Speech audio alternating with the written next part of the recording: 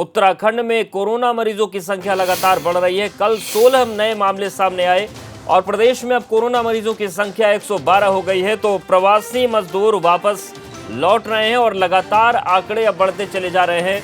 और इस वक्त का जो नया आंकड़ा है वो हम आपको बता रहे हैं। उत्तराखंड में कोरोना मरीजों की संख्या में तेजी से इजाफा शुरू हो गया है। कल कोरोना के 16 नए मामले सामने आए और अब कोरोना मरीजों का जो आंकड़ा है उत्तराखंड में 112 पहुंच गया है।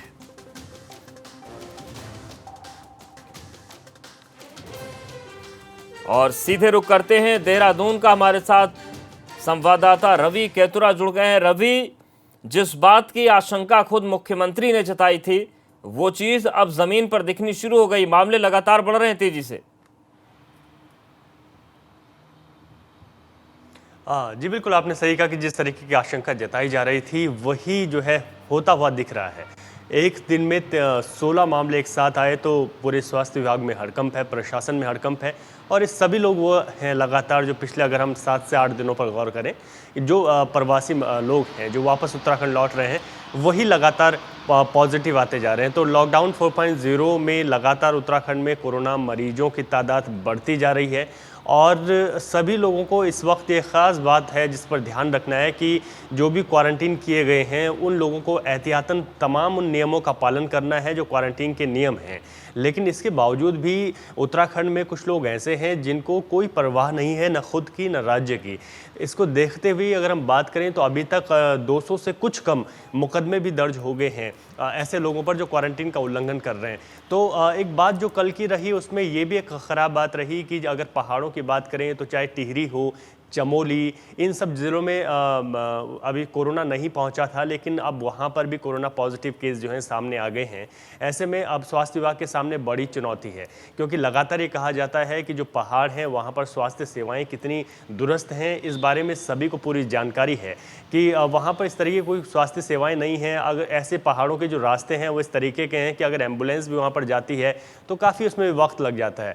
तो ऐसे में पहाड़ों पर जो जिस तरीके से जो ग्राम प्रधान हैं अवधेश, उनको ये जिम्मेदारी दी गई है कि वो क्वारंटीन नियमों की जो अनदेखी कर रहे हैं उन पर जो है सख्ती करें और ऐसे लोगों की कंप्लेन भी दर्ज करें। तो अभी हमारे पास सिर्फ एक ही रास्ता है कि जो लोग बाहर से आए हैं हम उनसे दूरी बनाकर रखें, हम उनके साथ एक अच्छा व्यवहार करें। लेकिन ये ज़रूरी है समाज के लिए कि ऐसे लोगों से जो सोशल डिस्टेंसिंग है वो बेहद ज़रूरी है। बिल्कुल, ये तमाम चीज़ें हैं रवि, लेकिन सवाल एक भी है कि जब इतनी बड़ी संख्या में लोग उत्तराखंड पहुंच रहे हैं तो कितने बड़े स्तर पर उनकी टेस्टिंग हो पा रही, क्योंकि जितनी जल्दी टेस्ट हो जाएंगे उतनी जल्दी संक्रमण को फैलने से रोका जा सकता है। हाँ, अब देखिए जिस तरीके से टेस्ट की अगर बात की जाए तो एक बात रही, जिस तरीके से अगर हम देहरादून की बात करें तो यहाँ पर जितने भी बॉर्डर्स हैं जहाँ से लोग वापस लौट रहे हैं उन बॉर्डर्स पर भी रैंडम सैंपलिंग की जा रही है। और इसका एक फ़ायदा भी मिला है कि ज़्यादा सैंपल लिए गए हैं और इसके जो रिपोर्ट्स हैं वो भी पॉजिटिव आई हैं। अभी लगातार जो देहरादून, मसूरी की अगर हम बात करें, ऋषिकेश की बात करें, जो कोरोना पॉजिटिव केस सामने निकल कर आए ये वही लोग हैं जिनकी रैंडम सैंपलिंग की गई थी। लेकिन इसके साथ ही अगर हम उन सैंपल्स की बात करें जिनकी रिपोर्ट आना बाकी है तो उनकी भी जो संख्या है वो लगातार बढ़ती जा रही है।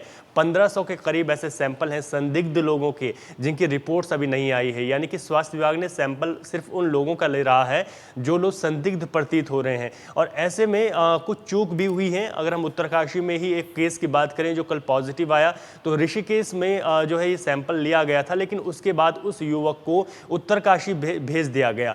जब किसी व्यक्ति का सैंपल लिया जाता है तो उसके बाद उसको आइसोलेट करना होता है और उनको जो है होम क्वारंटीन नहीं किया जाता। लेकिन बावजूद इसके कुछ ऐसी भी बातें सामने आ रही हैं जिनको होम क्वारंटीन किया जा रहा है। ऐसे में पूरी संभावना बढ़ जाती है कि अगर व्यक्ति ने एक भी चूक की तो परिवार तो खतरे में आएगा ही, साथ ही क्योंकि जो लोग क्वारंटीन है उनके परिवार अगर वहां पर एहतियात ना बरते तो परिवार तो बाहर आ रहा है। बिल्कुल, परिवार इसके साथ ही साथ पूरा इलाका कोरोना संक्रमित हो सकता है और ऐसे में सभी को अपनी जिम्मेदारी निभानी पड़ेगी। शुक्रिया रवि जानकारी और अपडेट्स को देने के लिए।